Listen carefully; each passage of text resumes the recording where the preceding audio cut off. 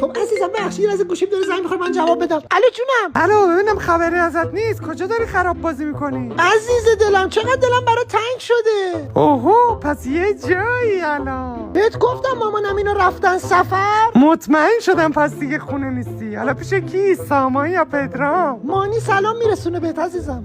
وای دهنت سرویس. اینم حالا پول داره. جات خالی. مانی استیک سفارش داده بخوری. اوهو پس پول داره. حالا خوب هست؟ خیلی خوشمزه است استیکاشون. آفرین پس مخو زدی. ببینم بندو که به آب ندادی. خنگی و نه امروز 25 عزیزم. دهنت سرویس. پس الکی بهش گفتی پرپری ها؟ آره دیگه تاریخ پروازشون 25 بود یادت رفت؟ چقدر تو وزه‌ای. حالا تا کی پیششی ها؟ فردا بریم یه سر پیاده روی. نه بابا امشب پس میمونی پیشه. آره پیاده روی خونم کم شده. بابا اینجوری نمیشه. من مفصل بشینیم